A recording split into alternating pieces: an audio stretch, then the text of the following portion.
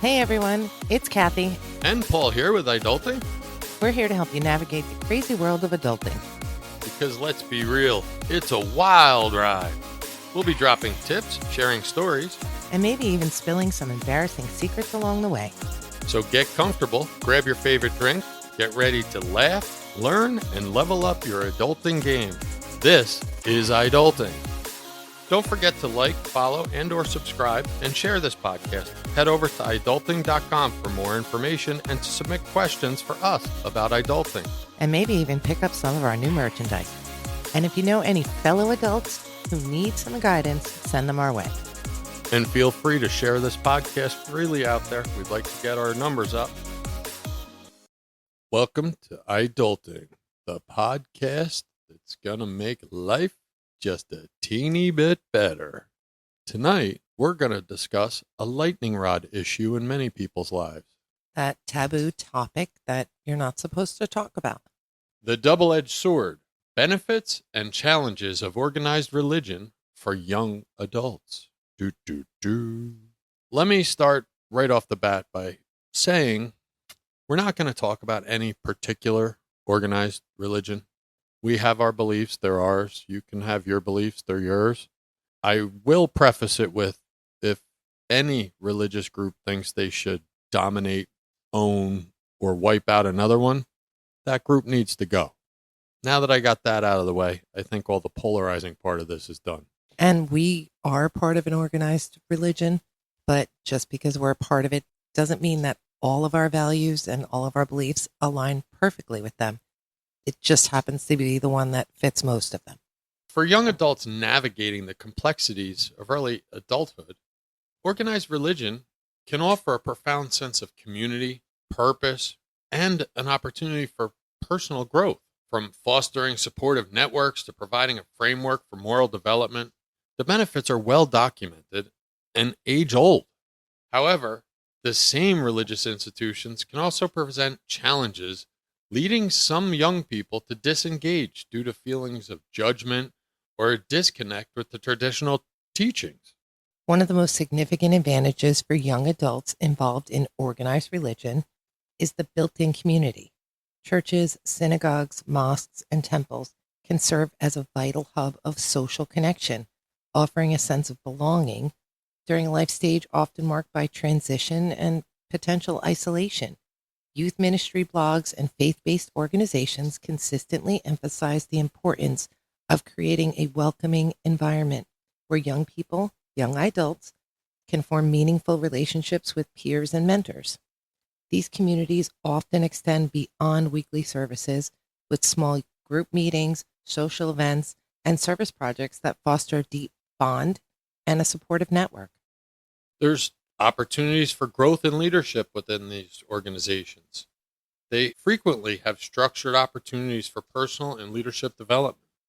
Young adults may be encouraged to lead some youth groups, participate in an outreach program, or contribute to worship services. These roles can help cultivate valuable skills in public speaking, organization, and teamwork.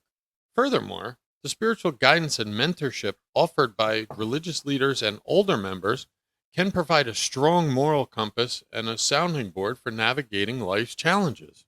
At its core, religion offers a framework for understanding the world and one's place in it. For many young adults, faith provides a sense of purpose that transcends the day-to-day, offering answers to existential questions and a source of hope and comfort. Scholarly research suggests that religious involvement in young adulthood is linked to lower rates of anxiety and delinquency and higher instances of prosocial behaviors. The teachings and practices of a faith can instill values such as compassion, forgiveness, and gratitude, shaping a positive and resilient outlook on life. But, and this can be a big but, there is another side to that coin in today's world. As unfortunate as it is, there's disengagement and discontent. We've already talked about there's numerous benefits for many young adults to be involved in organized religion, but many young adults find themselves at odds with organized religion.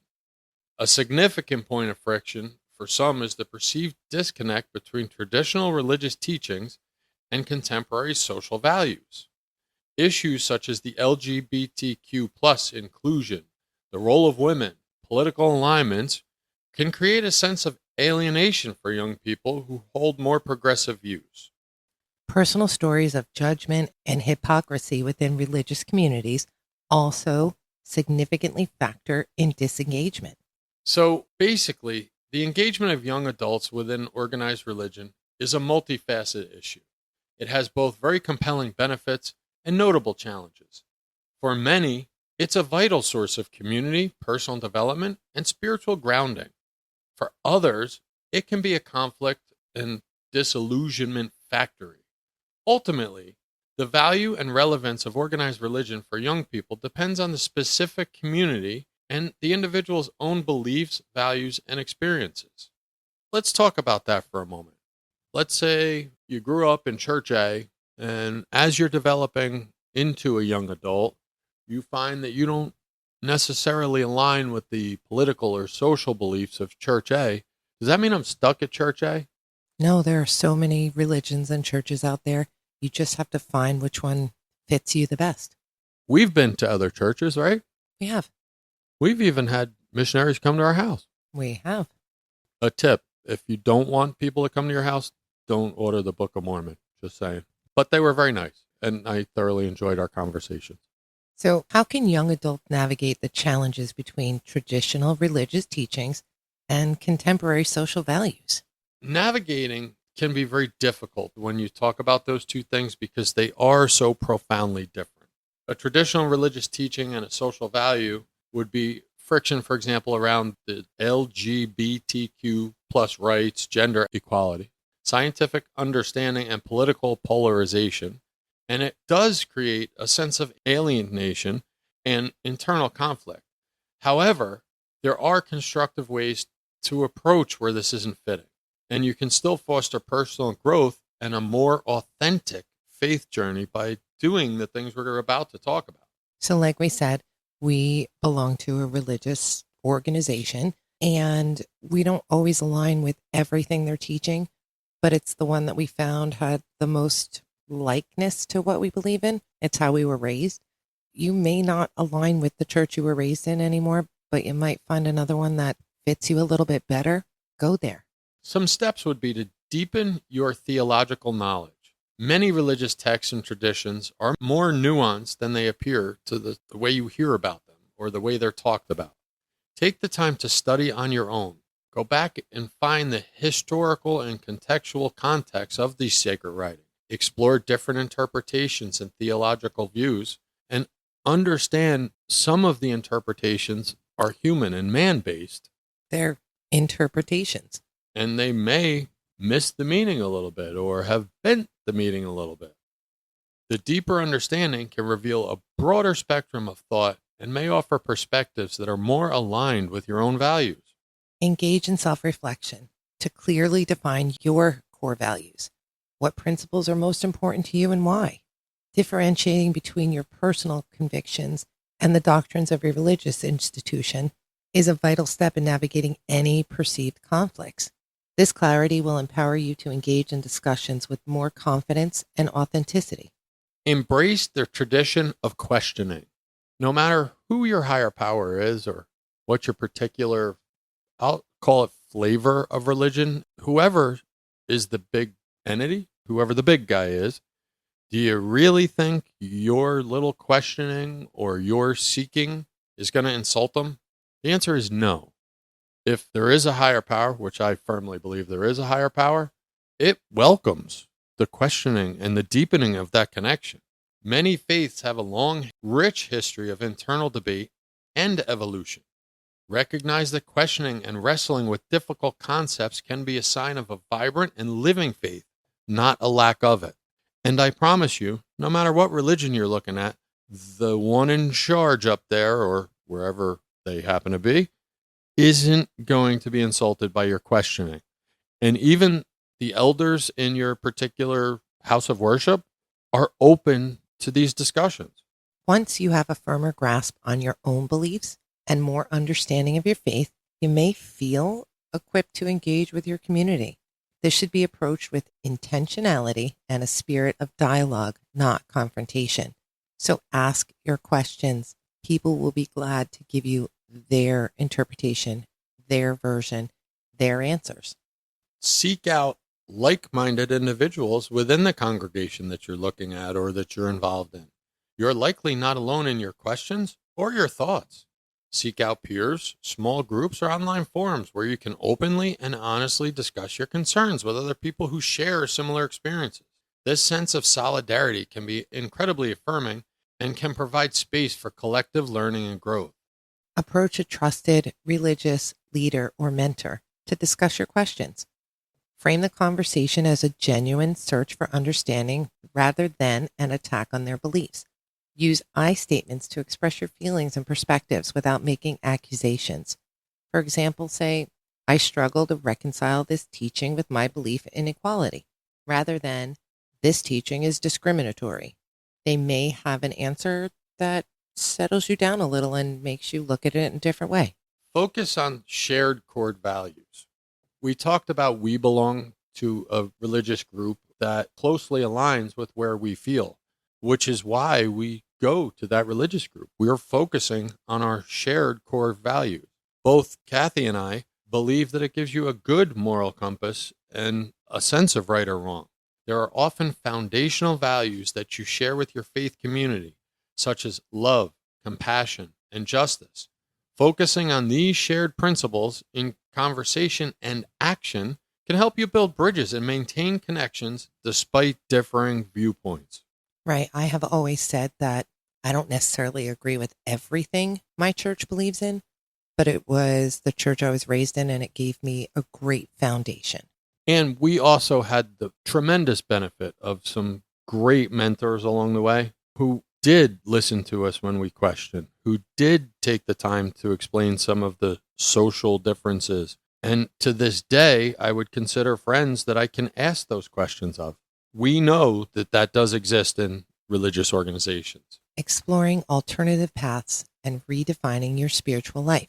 For some, the chasm may be too wide to bridge within their current community. In such cases, it's important to remember that your spiritual journey is your own, and there are many ways to live a life of faith.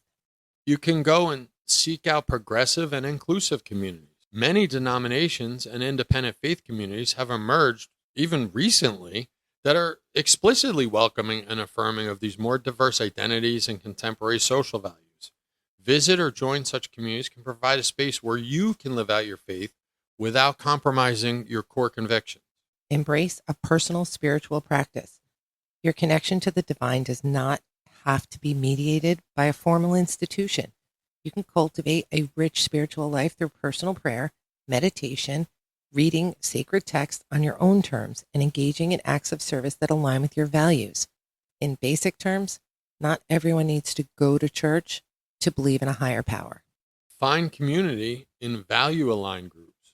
If traditional religious settings no longer feels like the right fit for you, you can find a sense of community and purpose in other value-aligned groups, such as interfaith organizations, social justice initiatives, or volunteer groups. I truly believe that a higher power, whether it be an elm tree or someone that you call God or whatever your term for it is an important part of life. And it just helps. It helps to have something that you can believe in that when you're having a hard time can reach out to and gives you some comfort. Navigating the internal and external conflict can be emotionally and mentally taxing. It's critical that you prioritize your well-being throughout this process. To do that, you want to grant yourself grace and patience. It's okay to be in a place of questioning and uncertainty. This is a journey, not a destination. Be patient with yourself as you navigate these complex issues. And don't hesitate to seek support from friends, family, or professional therapists. A counselor can provide a safe and confidential space to process your thoughts and emotions. Navigating the friction between traditional religion and contemporary values is deeply personal. By approaching it with a commitment to self-reflection, respectful dialogue, and a willingness to explore new paths, young adults can forge a more authentic and meaningful spiritual life that's true to both their faith and their conscience. A belief in a higher power, a power bigger than yourself, helps relieve your stress and anxiety. The way that works is it can be a powerful, potent psychological anchor in turbulent waters of this world today. This conviction, whether rooted in organized religion, offers a framework for navigating the challenges of life by reframing perspective, fostering a sense of self-control, and providing a source of comfort and community.